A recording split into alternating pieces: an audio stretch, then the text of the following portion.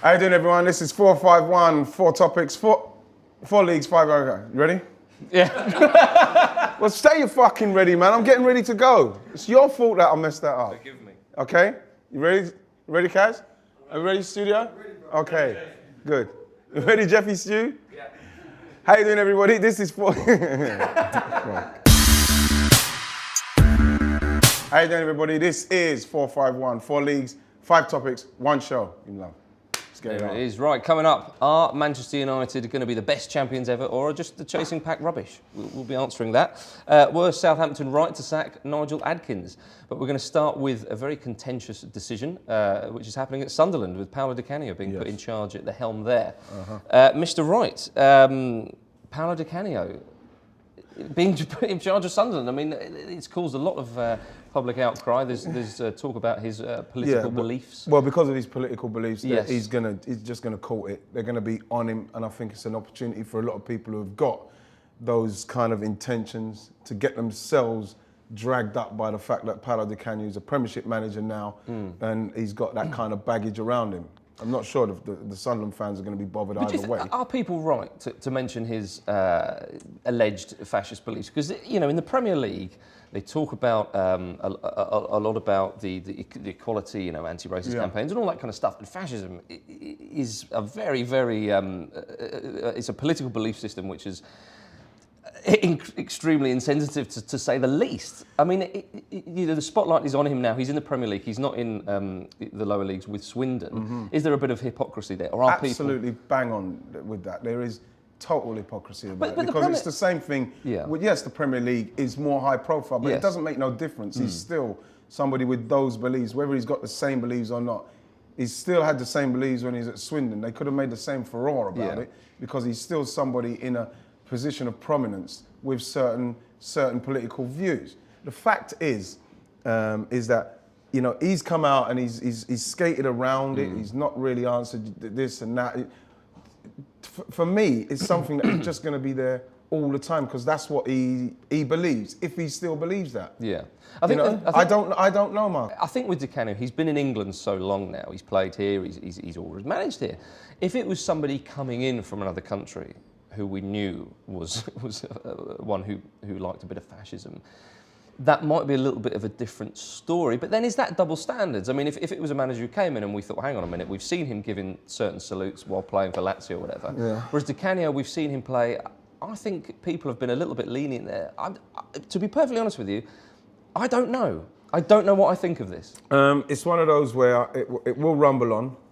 Going to the management side of it is that, you know, when you consider the amount of games he's had, yes, he's taken a Swindon side with the most money in League Two at the time when they did come up. Okay. You know what I mean? 56% win ratio. Yeah.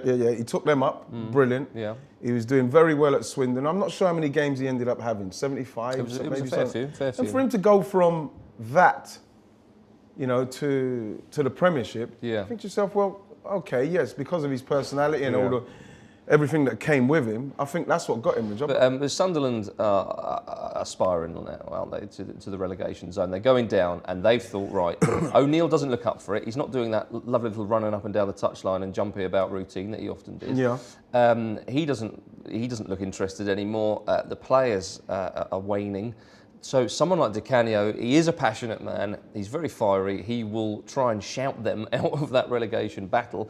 So they've thrown their cards in and gone for Paolo to get them out of trouble. And so for me, they've gone on personality. Yes. In respects of, suppose the players don't react and don't feel the vibe off of him. Now, you're going to get something from him. He is as because mad of as the a way nail. He is. Well, that's what you say. Mad as a nail. Well, I think that's what a lot of people say. I'm trying to get my head around that because I don't know what's mad about a nail. Yeah. If I'm being totally honest. Well, we'll show you after. You played with Di Canio, though. Yes. Is he crazy? No, I didn't. No, he's not crazy. He's very driven. Right. He's very passionate. Well, maybe that's what Sunderland need. Yeah, but at the same time, if you don't get the reaction what they want, then what are they going on other than his passion? Well, that's it. And that's the fact what I'm that he's done a good job with Swindon to take them to a certain level in League One, League Two promotion, and in League One they were doing okay. They were up there. Yeah. Right now, is that enough? Is that enough to say, right, I'm going to give you a Premiership berth now because of your personality? I suppose it could be. Quite possibly. Well, Southampton brought Pochettino in straight from Spanish football. Well, Newcastle brought in Alan Shearer. You know, it's that the players know that didn't work. No, of course it didn't.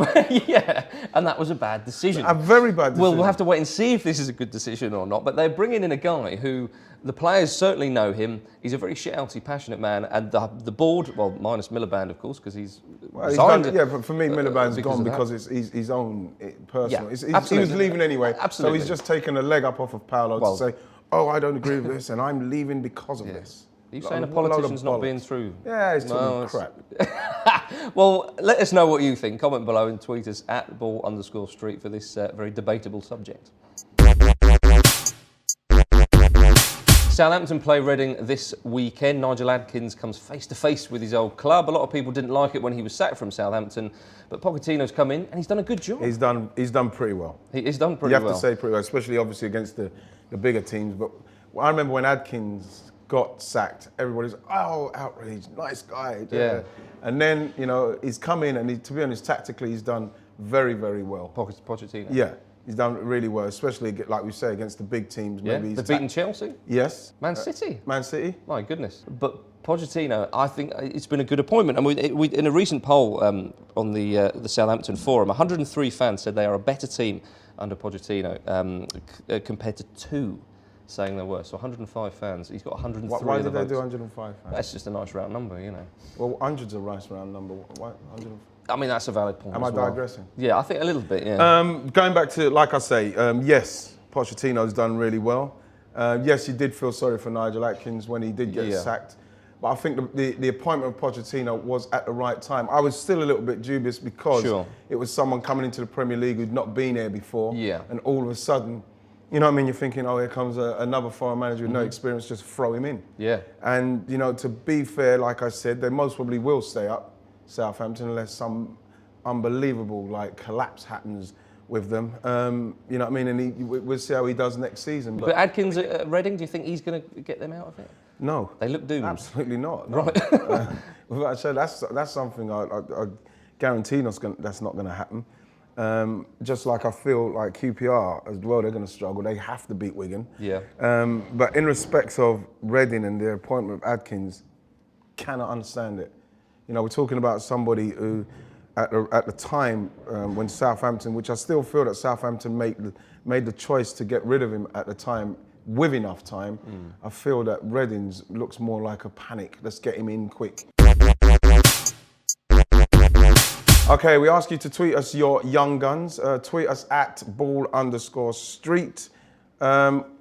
What you got in your young guns? Well, the young guns so far. Immediately, people have been saying Raheem Sterling. That's an obvious one for Liverpool. He's kind of eased off a bit now. Do you think? Well, I don't know. He's not been playing. He's certainly an emerging talent. Yeah, no doubt about that. But I've not seen him recently. Lukaku. Yes. You're having that. Why didn't Chelsea bring him back? Well, they might well do. Would that be a bit of a shame? Why did they buy? Demba Ba, scored a great goal the other day. But Lukaku, when you're talking about they've got Torres, you'd have thought that he would have brought him back on loan. Can't you stop? Can't you just say, right, we need him back now? Well, it depends on the deal, doesn't it? I'd like to see him stay a little bit longer. I'd like to see him at Chelsea now. Why would you want to see him at West Brom for? Because he gets a lot of game time there. Yeah, but if he goes back to Chelsea in this form, he'll get game time there as well. Will he though? Well, I think he might do now. He's proven that he could do it at this level. Well, another couple of Chelsea players, Eden Hazard and Oscar, have been mentioned. Yeah. Oscar's looking good. He should have a great World Cup with Brazil come 2014. He's going to need to, looking at their team. Suso Fernandes at Liverpool. Coutinho, I'd say as well. Coutinho at Liverpool, yeah, definitely. Yeah. He said, because he was at Inter before, he showed good stuff there, and then I was surprised they sold him. But he's come and done well. Ross Barkley at Everton, certainly an emerging talent. Luke Shaw. Southampton. They can produce a left back. They love a left back, don't they? Because Bale was a left back originally. He was. But they needed to push him on a bit, I think. Andy Weimann, striker at Villa. He's been got a few mentions. He's done well as well. He has done well. Benteke, of course, at Villa has been fantastic. And another left back, Ben Davies at Swansea. Yes. 5 Wales caps, I think he's got, something like that. There's a little lad who also plays for Wales, Gareth Bale. How old is he? An emerging talent. How old is he though? Yeah, he's old enough. Please tweet us at @ball_street and comment below for your emerging talent or young guns, whatever you prefer to call it. So get in touch. Manchester United have a 15-point lead at the top of the Premier League. Is that because they're by far the best, or is the chasing pack just not very good this season? Well, I'll tell you what I think. Tell me what you think.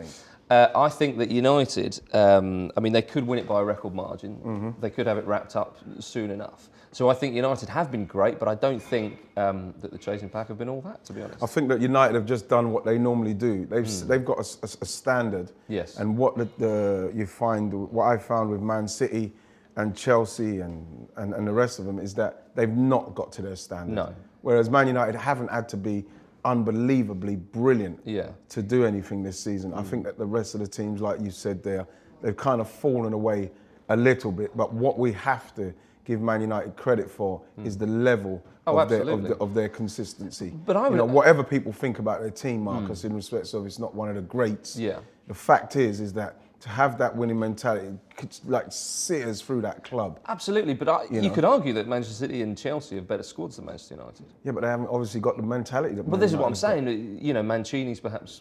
The pressure that Man United will put on you at the start of the season and every season, Marcus, you will say Man United will be in the top 2. That's we give it. That's a given. Now the players have to achieve that. That is what they do. They go into that changing room and they go into that pre-season and they know what they have to achieve. Other teams can say, "Oh, yeah, we're going and yes, we're the reigning champions," but Man City, they haven't gone anywhere near it. No. Because their players' attitudes obviously isn't of the same caliber of Manchester United's. And that's why when people say things like, "Oh yeah, but it's not a great team," you have to give that team and that club credit for the way they instill that winning mentality in any team that they put out.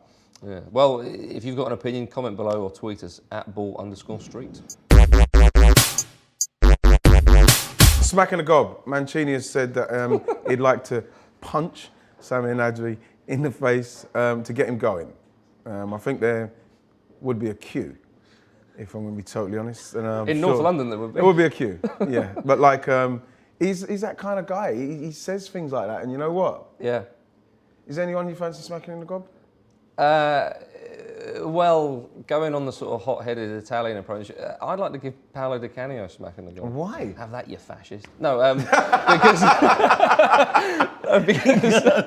because I'd like to get just to see what his reaction would be, and he would definitely give you a reaction. Yeah. He'd probably start me. Yeah. Do you know what I mean? Yeah. Who would you like to smack in the gob? You know what? The FIFA delegation and the meeting what they had, where the one person who said, your arm would get tired doing all that. Well, no, not all of them. Marcus. Okay. Oh, you go straight for the top. Because there would have been one person. Let's give Sepp a smack in the gob. Uncle Sepp. Yeah, he must have sanctioned it when they said, let's have that guy, the 5th official, stand up. What is he doing? No, but would that not be UEFA? Was it not UEFA? So would it be Platini you would Smack like to? them both in the gob. Yeah? Yeah. Plenty of smacks with that fist. Platini and Blatter. Sepp, yeah. There you go. Well, let us know who you'd like to smack in the gob. At @ball_street or comment below. Smack Graham Taylor in the gob.